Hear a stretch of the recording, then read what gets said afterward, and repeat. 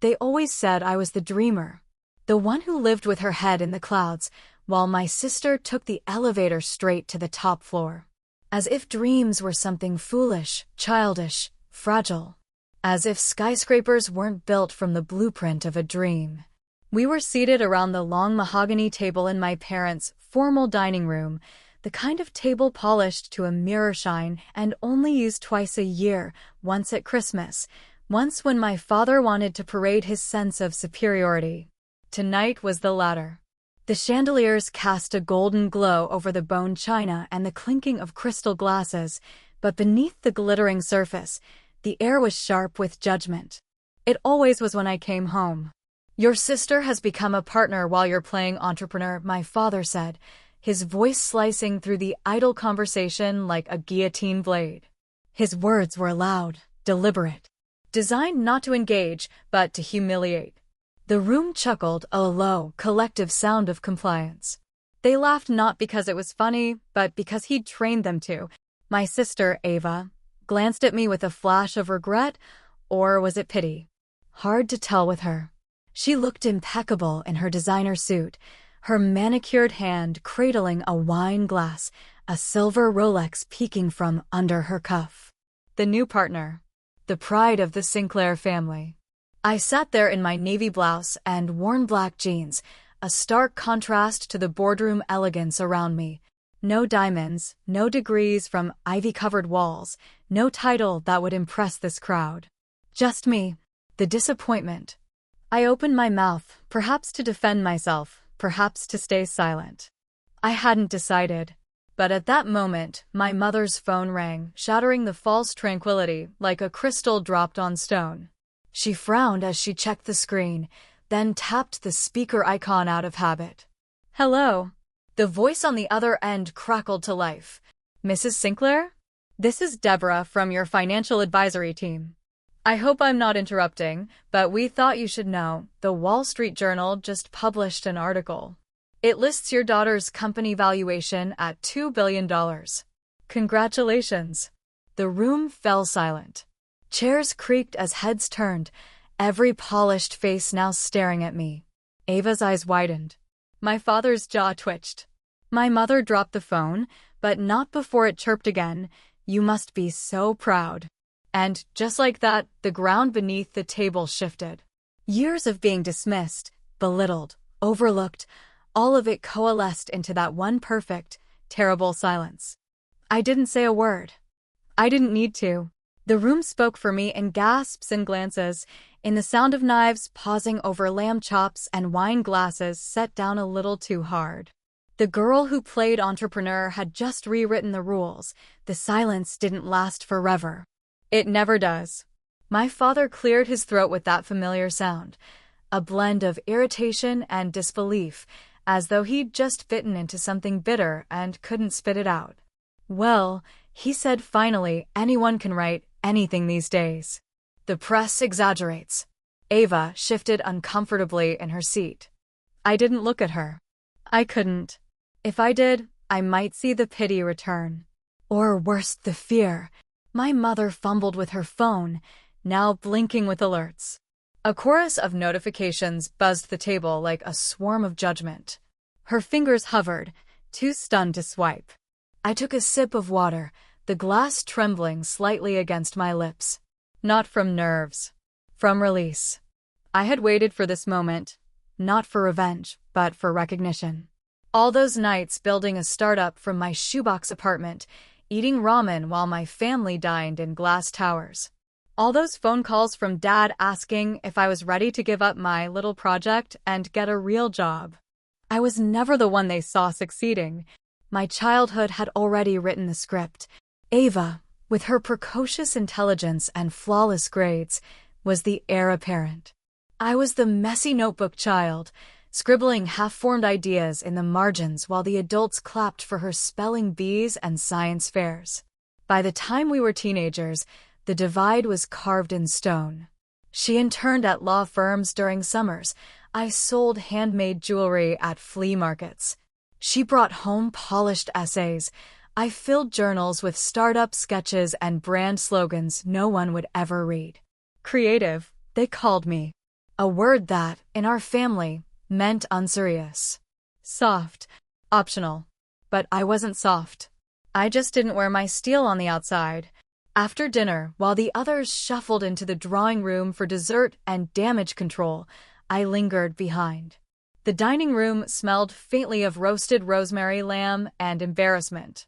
My father stood by the fireplace, his posture rigid, arms crossed, watching me.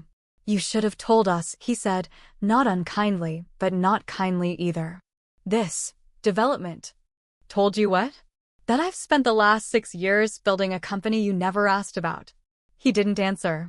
I walked past him slowly, not waiting for a blessing or an apology. Those things weren't in his vocabulary. But as I reached the hallway, he said something that stopped me cold. "I just didn't think you had it in you." There it was. The confession. Not of wrongdoing, but of underestimation. I didn't turn around. I didn't need to see his face. I carried his doubt with me for so long it had become familiar. But now, for the first time, it felt smaller. Outside, the wind had picked up. The city lights blurred in the distance like gold threads unraveling. I stepped into the cold with no coat, no regrets, only the fire of a long-awaited truth warming me from within. For years, they mistook silence for weakness. But silence can be power. A seed planted. A storm gathering. And tonight, I had become the thunder. I didn't take the car service that night. I walked past the iron gate, past the doorman who offered a startled "Miss Sinclair," as if seeing me suddenly meant seeing a whole new version of me. One he didn't know how to greet. I waved him off with a soft smile. I didn't need courtesy now. I needed clarity. The city breathed around me, neon reflections rippling across puddles and glass. Each footstep was a declaration. I am not coming back the same. The path to this moment hadn't been paved with the kind of accolades Ava had gathered like pearls on a string. Mine was a road carved with broken fingernails and overdraft fees, with second-hand laptops and sleepless nights answering customer emails from strangers who didn't yet know they were the first to believe in something extraordinary. I thought back to the moment it all began, the seed of the company they now whispered about like folklore. I was 25, freshly laid off from a consulting gig I had never truly belonged to. It had been the kind of job you wear like an ill-fitting suit, respectable, stifling, and utterly wrong. My manager, Charles, had called it a mutual parting of ways, the same week I had pitched an idea in a board meeting that ended with chuckles and condescending pats on the back. "She's got passion," someone had said. Like that was the punchline. I remember packing my things into a cardboard box, the kind with one broken flap, while listening to the HR rep explain severance. I didn't hear a word, because in my heart, I wasn't grieving, I was waking up. That night, I opened a blank Google document. The idea had been brewing in my mind for years, a platform that could connect freelancers across the globe with ethically sourced corporate gigs, bypassing the exploitative middlemen who made the system feel rigged. No one wanted to hear about it in the conference room. So I made my own room. I worked out of coffee shops, the library, a co-working space with flickering lights and chairs that squeaked if you breathed too hard. I taught myself basic code, built a prototype, maxed out 2 credit cards, and sold my vintage bike on Craigslist for server costs. Ava was climbing the ladder then, polished LinkedIn posts and brunches with partners. I was skipping meals to pay web hosting fees. But even as I struggled, something inside me refused to quit. Maybe it was pride. Maybe it was pain. Or maybe it was the voice I'd cultivated through years of silence, the one that whispered, "You were never meant to be like them." By the time the first real investor said yes, I was down to my last $200. I remember crying in the bathroom of a cafe where I had taken the call, gripping the edge of the sink like it was the only solid thing in my life. Not out of fear, but out of the sudden, terrifying hope that this might actually work. And now it had. The story hadn't ended with a flashy IPO or magazine covers. Not yet. But it had reached the point where the empire was real. Where Forbes was calling.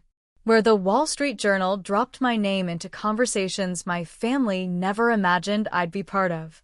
And they still hadn't asked what I built, only what I was worth. But that, too, would change. They say revenge is a dish best served cold. But I wasn't serving revenge. I was serving truth. And I'd let it simmer for years, seasoned with dignity, garnished with restraint. Let them choke on the flavor.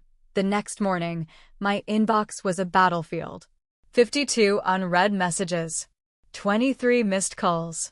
A barrage of LinkedIn connection requests, press inquiries, and distant cousins who suddenly remembered my name. And right at the top, a message from Ava. Subject: we should talk. The irony wasn't lost on me. We hadn't talked in any meaningful way in nearly 3 years.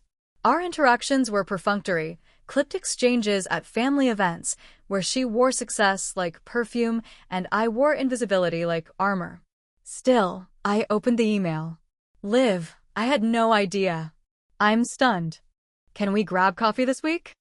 I really want to understand what you've been working on. I'm proud of you. Truly. I read it twice, searching for sincerity. It was there, buried beneath years of habit and hierarchy. But I knew better than to let old wounds decide what I believed. Still, a part of me, perhaps the youngest part, ached for it to be real. That's the trouble with families like ours. Even the smallest kindness can feel like a lifeline. I didn't respond. Not yet. Not because I was angry, but because I needed time to peel away the layers of that moment, to sit with the past that had delivered me here. I thought back to the years when I was building the company and no one noticed. The holidays when I sat alone, coding while they toasted Ava's new title. The birthdays forgotten, the packages returned unopened, the congratulatory emails from strangers that meant more than any word my father had ever spoken. They didn't see the late nights, the failures, the quiet victories. They never saw me waking up at 4 a.m. to speak with our developer in Vietnam, or sending handwritten thank you notes to our first 1,000 users, or the time I collapsed from exhaustion at my desk and woke up 3 hours later with a crick in my neck and an idea that would double our revenue. They never saw me decline dates, vacations, stability, because I believed so fiercely in the thing I was building. All they saw was the absence, the empty seat at the table, the daughter who hadn't lived up to the Sinclair blueprint. And now that blueprint was obsolete. My mother called around noon. I let it ring once before picking up. Olivia, she said, her voice low, composed in that way she always was when she was trying not to cry. I just wanted to say, I read the article. I didn't know. We didn't know. Would it have made a difference if you did? I asked softly. She didn't answer. Not right away. You've always been different, she said eventually. We thought you were lost. We didn't understand that you were building something. Something so big. I smiled, not cruelly, but in the way one smiles when an old pain finally steps into the light. It wasn't about building something big, I said. It was about building something mine. There was silence on the line, then a quiet inhale. Your father wants to talk to you. Of course he did. Now. I paused, then replied, maybe someday. And I meant it. But today wasn't about reconciliation. It was about recognition. Not from them, but from myself. For surviving, for creating, for believing when no one else did. I ended the call. Then I opened a new email and began typing. To Ava Sinclair. Subject: let's talk. We met at a quiet cafe tucked away from the Main Street bustle. My choice. Not the kind of spot Ava usually frequented. No valet. No truffle oil on the menu. Just mismatched mugs, overstuffed armchairs, and the scent of freshly ground possibility. I arrived first. I always did. Years of being overlooked had taught me the value of arriving early, of preparing myself for impact. Ava entered 5 minutes later, wrapped in a camel coat, her heels clicking against the tile like punctuation marks on an unwelcome sentence. She spotted me, offered a tentative smile, and crossed the room like someone walking through unfamiliar territory. She hugged me, lightly, as if unsure if the embrace would be returned. You look different, she said, sliding into the seat across from me. Success does that, I replied, more wryly than I intended. She laughed, but not dismissively. For the first time, it sounded like she was laughing with me. I deserved that, she said. A server appeared and took our orders. Ava asked for chamomile tea. I ordered a black coffee, no sugar. Some things hadn't changed. For a moment, neither of us spoke. The silence stretched, not uncomfortable, but full. Like we were standing at the edge of something unspoken. Finally, she broke it. I'm sorry. For everything. I looked up, caught off guard by the simplicity of it. No qualifiers. No excuses. Just the truth, raw and unexpected. You never asked, I said quietly. Not once. What I was building, how I was living, whether I needed help. You all just assumed. I did, she admitted. I thought you were lost. Floating. I didn't see the structure beneath it all. I didn't need you to see the structure, I said. I needed you to believe it was there. She nodded, her fingers curling around her mug. I think I was afraid. Of what? That you were braver than me, she said, eyes steady on mine. That you'd built something without anyone's approval. And I never moved without it. That I hadn't expected. Ava, who had always been the golden one, tethered to our parents' vision, now speaking like someone who had studied her reflection and seen the strings. Do you like your job? I asked. Her pause was answer enough. It pays well. It looks good on paper. But no, I don't love it. Then why stay? Because leaving would mean admitting I climbed the wrong mountain. Then build a new one, I said. You're allowed. She blinked, and for a moment, I saw her not the polished version presented at family dinners, but the woman underneath. Unsure. Capable. Curious. I'm proud of you, Liv, she said. I mean it. I know we didn't make it easy for you to believe that. I didn't need you to be proud, I replied. I just needed you to stop measuring me with their ruler. The check arrived, and I paid before she could reach for her card. She frowned. You don't have to. I want to, I said. This one's on the entrepreneur. We stepped outside into the bright afternoon, a breeze catching the ends of her coat. She looked at me like someone who had just discovered a new constellation in a familiar sky. Can we start over? She asked. I thought for a moment. No, I said gently. But we can start from here. She smiled then, truly smiled. And I knew, for the first time in our lives, we were not standing on opposite ends of the same story. We were walking into a new chapter. Together, 2 days after the article dropped, my father invited me to dinner. The formal kind. The kind with an embossed invitation and a specific arrival time, 7 o'clock sharp. That was his way of pretending the control was still his to claim. I stared at the card for a long time before deciding. Part of me didn't want to go. Not because I feared confrontation, but because I feared hope. The small, flickering, infuriating hope that maybe this time, he'd see me. But I went. I wore a simple black dress. Not designer. Not branded. But tailored. Fitting. Strong. I didn't need logos to announce my worth. My work had already done that. The Sinclair estate hadn't changed. Manicured hedges, ivy-draped walls, the same stone lion statues flanking the entrance like silent sentinels of approval. My father loved the symbolism. Regal. Dominant. Untouchable. He greeted me at the door with a smile that didn't reach his eyes. Olivia, he said. Right on time. I always was, I replied, stepping inside. The dining room was set for 2. No mother, no Ava. Just us. We sat in a silence as thick as the tablecloth between us. The server poured wine. My father didn't toast.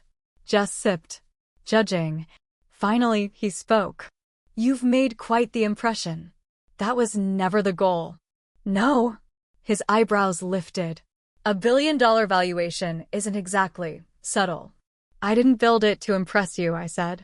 I built it because it deserved to exist. And because I wanted something of my own. He leaned back in his chair, studying me like a chess opponent trying to decipher the move he'd missed. You could have come to me, he said. For help. For guidance. I laughed, a quiet, sharp thing. You mean like when you told me to abandon my pipe dream and join a corporate training program? Or when you said I should leave this startup nonsense to people who could afford to fail? His mouth tightened. I was trying to protect you. No, Dad. You were trying to protect your image of me. The version that didn't risk, didn't dare, didn't disappoint. He looked away then. Out the window. As if searching for a version of me he could better understand. What do you want from us, Olivia? Nothing, I said. I'm not here to claim anything. I just want you to stop pretending I didn't build this. Stop rewriting my story like it only matters now because you've read it in a publication you respect. I was wrong, he said finally. Quietly. The admission cracked the room open. I didn't see it. I didn't see you. My breath caught. He didn't say he was sorry. Not yet. Maybe he never would. But in the language of my father, I was wrong was a near sacrament. I nodded. That's a start. We didn't talk about business after that. We didn't talk about the money or the press. We talked, strangely, about me. What I liked. What I didn't. The books I'd been reading. The cities I wanted to visit. The things I built that weren't for profit, but for peace. By dessert, the silence had shifted. No longer tense, just unfamiliar. He walked me to the door. You've grown into someone I don't recognize, he said. Maybe, I replied, it's because I finally stopped trying to look like you. He nodded once. Slowly, as if acknowledging a new truth carved between us. I left without looking back.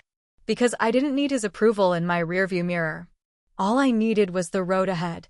The news had gone viral within a week. Not because of a press release, I'd never done those. But because people talk. And when one woman breaks a billion-dollar barrier, especially one from a family like mine, the ripples reach the shores of every forgotten daughter watching from the wings.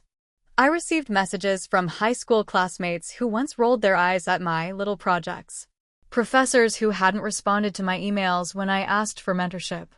Even a few exes, their digital olive branches as transparent as they were overdue. But most of all, I heard from women.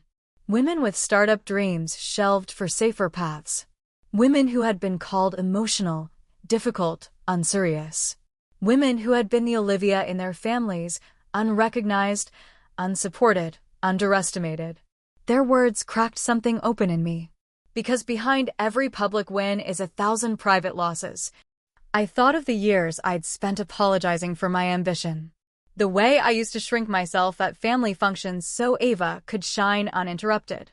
The way I laughed along when my uncles teased me about being the artsy one as if it was a shameful flaw. And I thought of those who had stayed silent, not the cruel ones, but the complicit. The aunts who changed the subject when I spoke. The cousins who nodded politely and moved on. The mentors who offered platitudes instead of belief. Their silence was a chorus, a background noise I had grown so used to, I barely noticed when it stopped hurting. Until now. Now it just sounded distant. One evening, I visited the old bookstore I used to work at, the one that had let me use their back room as a makeshift office when I couldn't afford co-working space. Mr. Hensley, the owner, was still behind the counter, now with deeper laugh lines and slower steps. Well, if it isn't the billionaire, he teased, eyes twinkling. I smiled. Just Olivia, please. He waved a hand dismissively. Titles come and go. But I always knew you had something. The way you talked about your idea, you made people want to believe. I blinked. I didn't know that. Because we don't always say the good things out loud, he said. But we should. He handed me a cup of tea, still knew my order, and for a moment, I felt more seen in that tiny shop with creaky floorboards than I ever had in the Sinclair mansion. On my way out, I noticed the old chalkboard by the door. It used to hold quotes. This week, it read, "They tried to bury us. They didn't know we were seeds." I touched the corner of the board, a quiet thank you forming in my heart. For every voice that stayed silent, there were new ones rising now. Louder, clearer, carried by women who had watched me reclaim my story and now dared to believe they could reclaim theirs. Not out of spite, but out of the quiet, unshakable knowledge that their stories mattered. That they always had. The first office I ever had was my kitchen table. A wobbly secondhand thing I picked up at a flea market for $20. It had a gouge in the corner that looked like a lightning strike. I used to trace it with my finger during long video calls, grounding myself in something imperfect and real. I built my first company there. And when the valuation hit $1 billion, people assumed the journey began in some tech incubator, surrounded by angel investors and ergonomic chairs. But it began in a cramped apartment, under a leaky ceiling, with me eating cold noodles at midnight and Googling how to write pitch decks. Now, I stood at the threshold of my new headquarters, a space I had designed from the ground up. Glass walls, open ceilings, every corner a reflection of what I once lacked: light, freedom, space to breathe and become. I walked the halls slowly that morning, before the staff arrived. Just me and the sound of my heels against polished concrete. My assistant had called it Founder's Quiet, a sacred half-hour before the world came rushing in. I liked that. The conference rooms were named after women who had inspired me. One was called Maya, another Rosa. My favorite? Grandma Elsie. She had passed before I turned 18, but she had been the first to tell me I could build something of my own. "You've got fire in you, girl," she'd say. "Don't let no one snuff it out." Her room had a view of the city skyline, just the way she would have liked it. I paused there, staring at the sprawl of glass and steel and ambition. Somewhere in that skyline was the building where Ava worked. Somewhere was the home I had left behind. Somewhere was the cafe where I met my first investor. All of it was mine. The victories, the voids, the parts they never saw. I took a seat at the conference table and opened my notebook. Not a laptop. A notebook, because some habits don't fade. I sketched out ideas for the next phase. Expansion. Sustainability initiatives. A grant program for female founders from underrepresented backgrounds. If I was going to build an empire, it wasn't going to be built on exclusion. It would be built on redemption. On creating rooms where no one had to twist themselves into something else just to earn a seat at the table. My phone buzzed. A text from Ava. "Lunch tomorrow? You pick the place this time." I smiled. Maybe we were learning. Not just how to see each other, but how to honor the parts that had been hidden too long.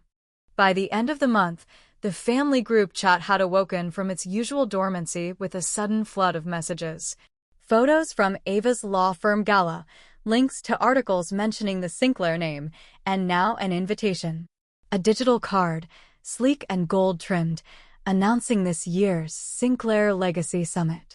Yes, they had named it that. Once, I would have deleted the message without opening it. Once, I would have told myself that I didn't belong there, that nothing I built would ever meet their metric of pride. But this time, I clicked. The summit was set for next Saturday at the same estate where we'd all grown up taking family portraits under blooming dogwoods. The invitation promised speakers, awards, catered dinners, and of course, a keynote by Ava. But this year, it included something else. A second keynote. Mine. I stared at the screen, stunned. Below the announcement was a single line in italics. For the first time, we honored 2 branches of excellence. I knew Ava had done this. It wasn't my father's language. It wasn't my mother's style. It was hers, the olive branch woven into opportunity. Part of me wanted to say no, to reject the performance, to walk away like I'd done years ago when they made it clear I didn't fit the mold. But something in me, stronger now, clearer, said go. Not for them. For me. For the girl who once stood in her childhood bedroom, whispering code into her laptop by the light of a dying desk lamp. For the woman who learned how to be her own approval. For the voices who had written to me, needing to know that they weren't alone. I RSVP'd yes. Then, I pulled open the bottom drawer of my desk and took out a folder labeled Year 1. It held the original sketches, the first client emails, the crumpled paper where I had written my first mission statement. I would take that with me. Not because I needed to prove anything, but because sometimes you bring your roots to remind them where your tree really grew. I hadn't been home in 3 years. Not since the night I'd walked out of a dinner where Ava was toasted for passing the bar, and I was told, without irony, that my website looked cute. Not since I stood outside my childhood home and promised myself that the next time I returned, it would be on my own terms. And now, those terms had arrived. I stood in front of the boutique mirror, surrounded by soft lighting and the kind of silence that holds its breath with you. A rack of dresses hung nearby, each one more exquisite than the last. The saleswoman had asked what the event was, and I told her, a family thing. She didn't press. I chose a navy blue gown. Clean lines. No frills. A quiet kind of power. It didn't shout for attention, it claimed it. When I stepped into the mirror's reflection fully, I hardly recognized the woman staring back. Not because she was dressed differently, but because she stood differently. Shoulders unburdened. Spine unbowed. On the night of the summit, the estate looked the same. The lanterns still flickered along the driveway, the gravel still crunched under tires, and the fountain still trickled with a pretense of calm. But something was different. Me. I walked into the foyer alone. No entourage. No press. Just presence. Aunt Meredith spotted me first, her wine glass paused midair. "Olivia?" she asked, eyes scanning the dress, the posture, the fact of me. "Hi," I said simply. She didn't know whether to hug me or call security, so she nodded, wide-eyed, and stepped aside. Inside the ballroom, gold accents shimmered against navy linens, and a string quartet played something light and self-congratulatory. Guests milled about in clusters of pearls and networking smiles. I saw Ava across the room, radiant in emerald green, her face lighting up as she noticed me. She crossed the room with purpose, no hesitation, no performative air kiss. "Thank you for coming," she said, genuine. "Thank you for inviting me." A pause. Then she added, "Dad's speech is first. Then mine. You're last." Of course, I smiled. Save the scandal for the finale. She laughed, relieved. The night unfolded in its usual choreographed fashion. My father stood before a podium flanked by family crests and a projector screen flashing names and titles. His speech was predictable: legacy, tradition, excellence. He even quoted his favorite business theorist, as if reciting scripture. Ava followed, her tone warm, eloquent. She spoke of perseverance, of modernizing law through inclusion and innovation. The audience clapped in practiced appreciation. Then it was my turn. They announced me as Olivia Sinclair, founder and CEO of Virulink. The room tilted slightly at the name. Recognition. Whispers. A ripple of expectation. I walked to the podium slowly, not out of hesitation, but intention. I looked out over the sea of polished faces, each one etched with a version of who they thought I was or wasn't. I took a breath and began. "I want to thank you all for being here," I began, my voice steady, unhurried. "Not just tonight, but over the years. Because your absence has taught me as much as your presence ever could." The room didn't move. I wasn't the daughter who followed the plan. I didn't get the prestigious internship or the framed diploma from an Ivy League school. I didn't marry well or climb the rungs of a legacy ladder. I built my own. My eyes scanned the crowd. Some shifted in their seats. Others stared, unblinking.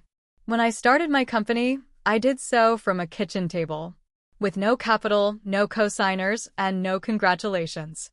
I didn't get startup loans from the family trust or introductions to investors at country clubs. I got silence. And when I succeeded, I got questions like, "Is it even a real company?" A few heads turned. One of my cousins coughed nervously. "But I'm not here to shame. I'm here to share." I paused, letting the weight settle. Because what I built, what we're continuing to build, isn't just a platform or a profit machine. It's a space where value is measured by vision, not pedigree. Where creativity and collaboration matter more than conformity. Where people are paid for their work, not for their last name. Murmurs now. Audible. I've spent years watching this family celebrate the expected. The acceptable. But tonight, I want to toast the unexpected, the underestimated, the quietly resilient. I held up my glass. To those who weren't seen. To those who were told to be more practical, more polite, more like someone else. I looked at Ava, whose expression was unreadable but open. To the ones who build in the dark until the world had no choice but to see them. I drank. So did others. Slowly, some awkwardly, some proudly. I left the stage not to a standing ovation but to something more satisfying. Silence. The kind that follows truth. I returned to my table, and for the first time in my life, no one interrupted my seat with a question about Ava's accomplishments. No one redirected the conversation. No one tried to diminish or dissect what I had said. They just listened. And that was more than I ever expected. After the event, a few approached me. Some with curiosity. Some with cautious admiration. A few with apologies wrapped in nostalgia. I accepted what I could. The rest, I left behind. Ava hugged me before we parted ways. You said what I couldn't, she whispered. You still can, I replied. Outside, the wind had picked up. Not harsh, just fresh. A shifting season. I walked toward my car, heels clicking against marble, past portraits of ancestors who wouldn't have known what to make of me. Good. Let them wonder. The next morning, I woke with a calm I didn't recognize. Not a forced calm. Not the kind you armor yourself with before walking into rooms that pretend not to see you. This was different. It was peace that had earned its place. The kind you wake into, like sunlight on a hardwood floor, quiet, sure, and real. My phone had exploded overnight. Text messages, missed calls, emails from journalists asking for exclusive interviews, requests from aspiring founders, and yes, even some family members who had once barely said my name without lacing it in condescension. But I didn't check any of them. Instead, I brewed my coffee and sat at the window, watching the morning stretch itself across the city's skyline. Ava had messaged simply. Proud doesn't even begin to cover it. I saved that one. By mid-afternoon, I met with my team at HQ. The office buzzed differently now. More eyes on us. More scrutiny. But my team, they didn't treat me like a story. They treated me like a leader. And that difference mattered more than I could explain. Elena, my chief operations officer, smiled as I walked in. You went viral, she said. In the best possible way. I grinned. How bad is it? We're trending on LinkedIn. We've had 3 acquisition offers in 12 hours. And your inbox is a forest fire. Douse it, I said with a laugh. We're not selling. We're building. She nodded, her expression softening. Also, this arrived. She handed me a package. No return address. Just my name, handwritten in deep blue ink. I opened it slowly. Inside was a notebook. Leather-bound. Familiar. It was mine. My very first journal, the one I used during the early days of brainstorming. Lost, I thought, in a move years ago. But here it was, returned like an old friend carrying stories only we knew. Inside the cover was a note. I found this while cleaning the attic. Thought you might want to remember how far you've come. Mom. I ran my fingers across the cover, the indentations of old pressure still faintly visible. The pages still held scribbles and wild ideas, some crossed out, others circled in hope. And then, on the back page, a line I barely remembered writing. One day, they'll listen. Not because I yell, but because I built something worth hearing. I closed the book gently and smiled. I didn't need their praise. I didn't need their apologies. But this? This was something else. A quiet reckoning. A note not of surrender, but of recognition. Of a mother finally reading what had been in front of her all along. A week later, I was invited to speak at a tech conference in San Francisco. It was the kind of event where the air smelled like money and ambition, where introductions came with credentials and titles instead of names. Years ago, I would have felt like an imposter here. Now, I walked in like someone who had earned her seat not through inheritance or luck, but through sweat, silence, and the stubborn refusal to quit. The panel was titled Female Founders and the Future of Tech. I sat beside women whose stories mirrored mine in threads and fragments, single mothers, immigrants, outsiders who had turned their pain into power. The audience was packed. Among the sea of faces, I saw a girl, maybe 22, clutching a notebook with the same desperate energy I used to carry. She nodded at every word I said, eyes wide, heart open. I spoke directly to her and every version of myself she represented. Don't wait for permission, I told the crowd. Don't let anyone convince you that your idea needs their blessing to be real. You are not too much. You are not too late. You're right on time. The applause was thunderous. But I didn't need it. Not anymore. After the panel, I wandered through the city alone. No meetings. No press. Just me and the wind rolling off the bay. I ended up at a small gallery tucked between skyscrapers, drawn in by a sign that read, Exhibition, Quiet Women Who Roar. Inside, the walls were lined with portraits, paintings, photographs, collages of women in mid-moment. Some were laughing, some crying, some simply existing with an unapologetic fierceness. At the far end, a quote was painted on the wall. They told me I was too much, so I gave them more. I stood there, hand over heart, and let the words settle into my bones. For all the years I had been told I was difficult, defiant, dramatic, this felt like vindication.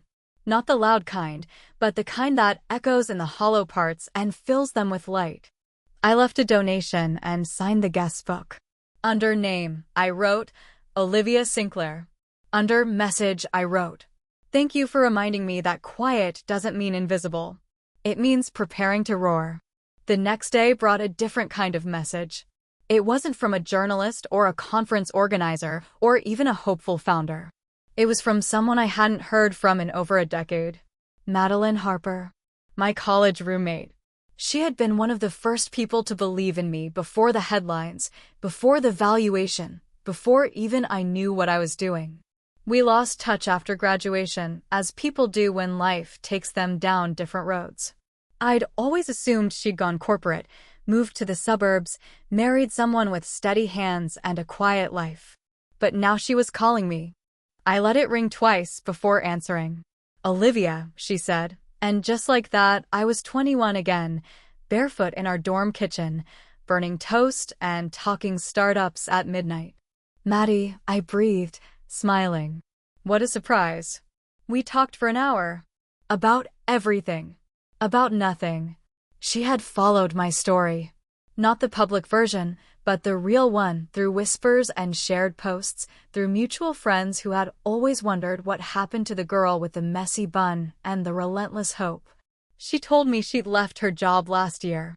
Started something small. A consulting business for nonprofits that needed tech solutions but couldn't afford them. It wasn't flashy, but it was hers. I used to think I had to be you, she said. But now I just want to be mine. I understood that better than she knew. Near the end of our call, she said something that stayed with me long after we hung up. You know, Olivia, we all watched you. Even when we pretended we weren't. We watched you take the hits and keep going. You didn't just build a company. You built proof. Proof. That word landed like a hymn in my chest. Because she was right. Every step forward had been a kind of testimony for the girls who felt like a misfit in their own families, who dreamed bigger than their bank accounts, who whispered their visions into journals instead of boardrooms. I didn't just prove something to the Sinclairs. I proved something to the silent crowd. The watchers. The waiters. The ones gathering courage like firewood, waiting for their match. That night, I pulled out an old shoebox from the back of my closet. Inside were folded letters I'd never sent. Some were to Ava, drafted after family dinners where I felt erased by her spotlight. Others were to my parents, written in moments of raw pain, when I landed my first client and no one answered the phone, when I was rejected by an accelerator program and needed someone to tell me I wasn't a fraud. But most were to myself. each one written in a different handwriting, a different chapter of me, shaky after a sleepless night, angry after a betrayal, steady after a small win. They were the breadcrumbs of a woman building her voice in silence. I read one aloud. Dear Olivia, you're not failing. You're fighting. And one day, this storm will look like a blueprint. Love. The version of you who already knows it gets better. I traced the crease in the paper where I had folded it, as if sealing that truth into my future self. A time capsule of grit. I never needed anyone to read them back then. I only needed to know someone anyone believed, even if that someone was me. There's something sacred about surviving without applause. About standing at the edge of your doubt and stepping forward anyway. The next morning, I took a few of the letters and scanned them. Then I uploaded them to our company's internal blog with a simple header. Every founder has a first draft. The response was overwhelming.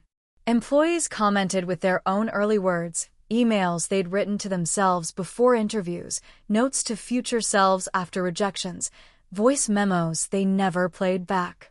We built a wall in the office, the draft wall. Anyone could post their firsts, not their achievements, but the moments they almost didn't make it. That wall grew faster than any productivity metric ever had. Because in the end, it wasn't our polish that united us. It was our process. And every quiet, uncelebrated draft that came before .it happened on a Tuesday. I was eating lunch at my desk, leftover curry, cold but comforting, when my phone buzzed with a notification. I almost ignored it. The family group chat was usually dormant or filled with memes from my aunt who still didn't understand emojis. But this was different. A message from my father. Your speech at the summit. I've watched it 5 times now. Just that. No punctuation. No follow-up. I stared at the screen for a long time. 5 times. That man didn't even rewatch classic films. He'd barely attended school plays unless Ava was the star. The next message came seconds later. From my mother. Olivia, we were wrong. We're listening now. A lump rose in my throat, stubborn and sudden. Then Ava replied with a photo, a framed printout of my company's first press release, hanging in her office. My new favorite piece of art. It should have felt triumphant. But it felt quiet, like the last echo in a long canyon finally returning home. Then came something wholly unexpected. Cousin Daniel, the venture capitalist who once told me to scale down or sell, wrote, "My firm's interns are using your platform now. You built something better than we ever imagined." Uncle Jeremy, who once compared entrepreneurship to just adult babysitting, chimed in. "My neighbor's kid got hired through your app. Says it changed his life." I didn't reply. Not out of pettiness, but because I didn't need to fill the silence anymore. They were finally talking. Not over me. Not through me. To me. Later that evening, Ava called. "Crazy day," she said. "The group chat's actually useful now." I laughed. Stranger things have happened. There was a pause, then she asked, "Do you think we're changing?" "As a family, I mean." I thought for a moment. "I think some truths take time to echo loud enough to be heard," I said. "But yeah, maybe we're finally listening." That night, I pinned my father's message to the top of the chat. Not for pride. For proof. Proof that sometimes the most powerful recognition comes not with trumpets, but with a whisper that says, "We see you now." The past has a way of sending messengers when you least expect them. That Friday morning, I opened my inbox to find a name I hadn't seen since high school. Subject: From your old art teacher. It was from Mrs. Winters. I felt the breath leave me for a moment. She had been the first adult, perhaps the only one in my youth, who had seen me not as a derivative of my family, but as a creator in my own right. The one who held up my paintings in class like they were treasures. The one who cried when I declined the scholarship to Rhode Island School of Design. I opened the email with trembling fingers. "Dear Olivia." I saw the article. Then the summit speech. Then the blog post with your old letters. And I cried. Again. Not because you didn't go to RISD, but because you still became an artist. You built something beautiful. You painted a company with grit and grace. And you didn't lose your colors. You just found a different canvas. I'm proud of you. Fiercely. With love. Mrs. Winters. I read it again slowly, savoring every syllable like a balm over old scars. She had seen me then. She still did. And maybe the thing that hurt most wasn't that I had turned down that scholarship. It was that I'd felt like I had to. For so long, I believed that duty demanded the sacrifice of desire. That being a good daughter meant folding myself into the smallest shape that still fit the frame of their approval. But I didn't fold. I shifted. I built. I created anyway. I clicked reply. Dear Mrs. Winters, you taught me to see the world in layers, in light, in what could be made from what was given. I never stopped painting. I just started using different tools. Thank you for seeing me when I was invisible.